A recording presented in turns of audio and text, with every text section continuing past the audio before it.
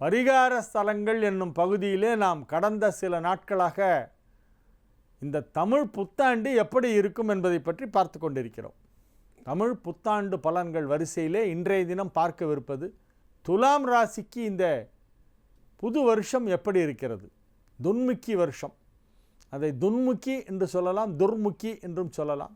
இந்த ஆண்டு மிக அற்புதமான ஒரு நல்ல ஆண்டு. இதற்கு முன்பு 1956-57களிலே இந்த துன்முக்கி வருடம் வந்திருக்கிறது. 56-57 நடந்த முக்கியமான நிகழ்ச்சிகளை எல்லாம் எடுத்து பார்த்தால் இந்த வருடம் 60 வருடத்திற்கு முன்பு வந்தபொழுது எப்படி இருந்தது என்பதை பார்க்க முடியும். இந்த வருடத்திலே பிறந்தவர்கள் நிறைய பேர் பிரபலங்கள் இருக்கிறார்கள்.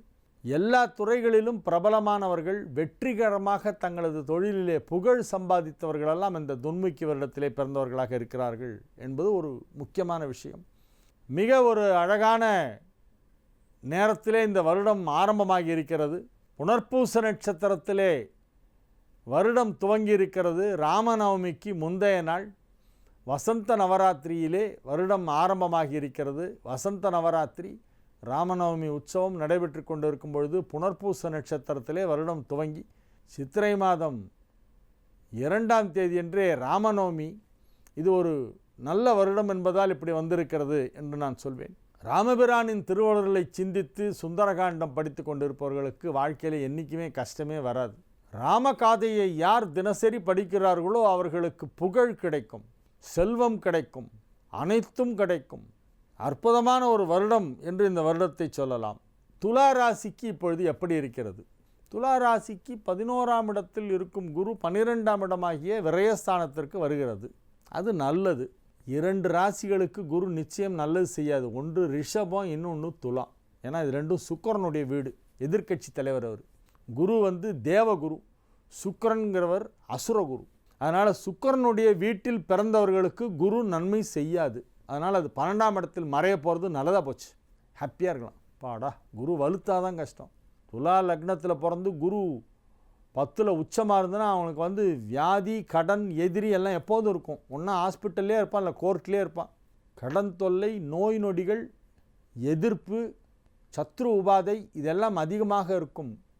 கடகத்தில் குரு உச்சமாக இருக்கும் பொழுது துலாலகத்தில் யாரேனும் பிறந்து அவர்களுக்கு குருதசையும் வாழ்க்கையில் வந்துவிட்டால், குரு வலுவாக இல்லாத நேரங்களிலெல்லாம் துளாராசிக்கு நன்மை நடக்கும். இப்போ குரு 12ஆம் இடத்தில் மறையப் போகிறது இந்த வருடத்திலே. அதனால் நிச்சயமாக நன்மைகள் தான் நடக்கும். இந்த வருட ஆரம்பம் மிக சிறப்பாக இருக்கிறது. வருடம் முழுவதும் உள்ள கிரக நிலவரம் உங்களுக்கு சாதகமாக இருக்கிறது. 7.5 நாட்டு சனி நடைபெற்று கொண்டிருக்கிறது துளாராசிக்கு. 2017 டிசம்பர் வரையிலே 7.5 சனி இருக்கிறது. 2017 டிசம்பரில் தான் முடியுது. அடுத்த சனி பயிற்சியானால் தான் 7.5 சனி முடியும். ஆனால் 7.5 சனி துளாராசிக்கு தீமை செய்யாது, கெடுதலே பண்ணாது. ஏன்னா சனி துலாமிற்கு நட்பு கிரகம். எனவே அது கெடுதல் செய்யாது. 7.5 சனியால் கெடுதல் இல்லை. 11ஆம் இடத்து ராகு நன்மையைத்தான் செய்யும், செல்வச் செழிப்பை கொடுக்கும். 3, 6 ஆகிய வீடுகளுக்கு அதிபதியான குரு 12ஆம் இடத்திலே மறைகிறது. அது ஒரு யோகம். கெட்டவன் கெட்டிடில் கிட்டிடும் ராஜயோகம் என்பது இதுதான். 2 மறைவு ஸ்தானங்களுக்கு அதிபதியான கிரகம் மற்றொரு மறைவு ஸ்தானத்திற்கு செல்வதால் நிச்சயமாக உங்களுக்கு நன்மை தான் நடக்கும், தீமை நடக்காது. அப்போ இந்த வருஷம் ஃபுல்லாகவே நல்லா இருக்குது. சனியுடைய சஞ்சாரம், ராகுகேது சஞ்சாரம், குருவின் சஞ்சாரம் எல்லாமே துளாராசிக்கு சாதகமாக இருக்கிறது என்பதால் நீங்கள் மகிழ்ச்சியாக இருக்கப் போகிறீர்கள். இது ஒரு நல்ல வருடம். உற்சாகமாக இருக்கப் போகிறீர்கள், ஆரோக்கியமாக இருக்கப் போகிறீர்கள். பொருளாதார நிலையிலே பெரிய வளர்ச்சி ஏற்பட போகிறது. இந்த வருடம் துளாராசிக்கு ஒரு நல்ல வருடம். பொதுவாக துளாராசிக்கு இப்பொழுது நேரம் நன்றாக இருக்கிறது. இந்த லாபஸ்தானத்தில் ராகு இருக்கும்பொழுது தான் பணத்தை அள்ளி கொடுக்கும். அந்த நேரம் இப்போ நடந்துட்டுருக்கு. அதனால் மிகப்பெரிய ஒரு செல்வச் செழிப்பு ஏற்படுவதற்கு வாய்ப்பு இருக்கிறது.